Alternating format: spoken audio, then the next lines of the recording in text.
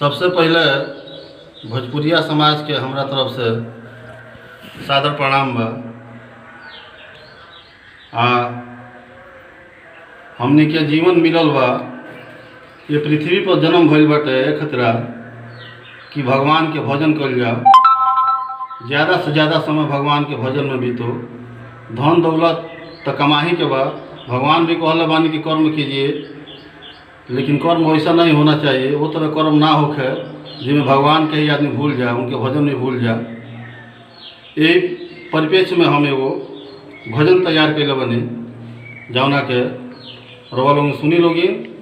आ हमरा विश्वास बा कि भजन रउआ लोगन के जरूर पसंद आई। ओकरा पहले एगो मुक्तक बा 2 लाइन के, खूब ध्यान से सुनी। बचा के राखो इतरा मत, बचा के राखो इतरा मत, हमरा के देख के कतरा मत। बचा के राखो इतरा मत, हमरा के देख के कतरा मत। ई जवानी बाढ़ के पानी हो, एक दिन बढ़ियबे करी। ई जवानी बाढ़ के पानी हो, एक दिन बढ़ियबे करी। लेकिन हर जगह बाढ़ के पानी नहीं छितरा मत। और भजन बाटे निर्गुण भजन है, एकरा के ध्यान से सुनी। नैहर में आके समय के साथ, नैहर में आके समय के साथ, को देहल बारू तू चोरी।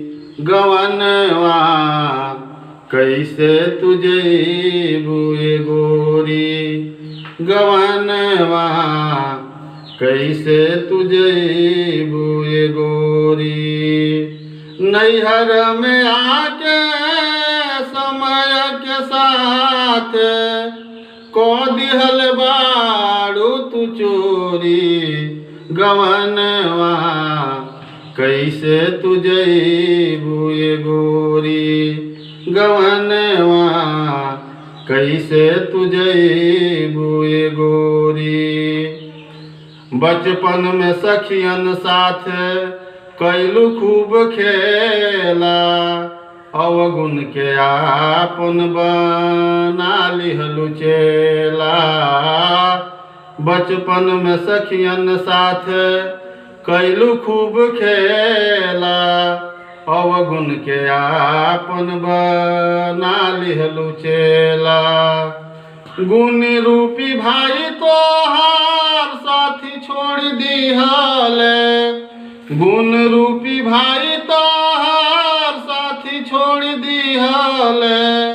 जिंदगी तहार भइल कोरी, गवनवा कैसे तुझे बुए गोरी।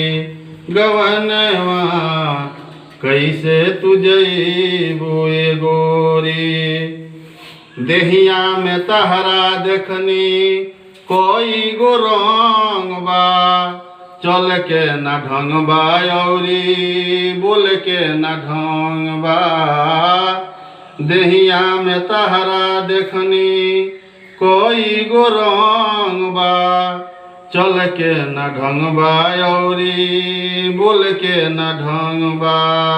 समता रूपी माई तोहके कुछ ना सिखवली, समता रूपी माई तोहके कुछ ना सिखवली।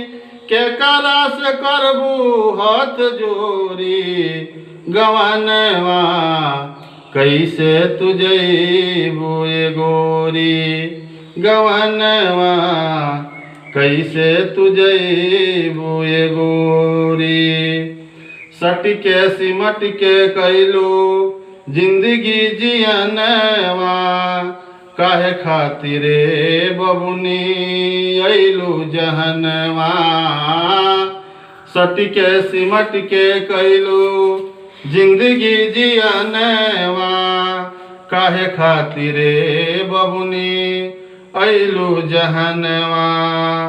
माया के बाजार में बेभाव बिक गईलू, माया के बाजार में बेभाव बिक गईलू।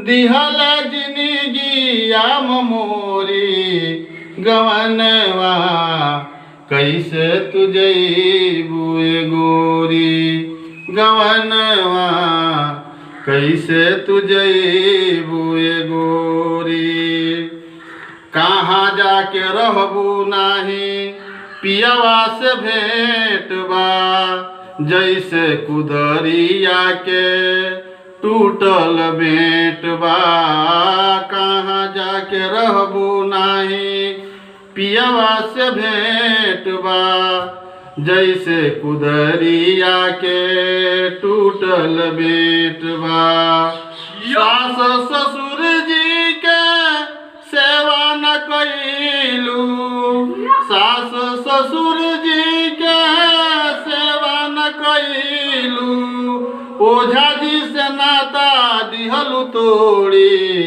गवनवा कैसे तुझे बुए गोरी गवनवा कैसे तुझे बुए गोरी नैहर में आके समय के साथ नैहर में आके समय के साथ को दिहल बारू तू चोरी गवनवा कैसे तुझे बुए गोरी गवनवा कैसे तुझे बुए गोरी गवनवा कैसे तुझे बुए गोरी गवनवा कैसे तुझे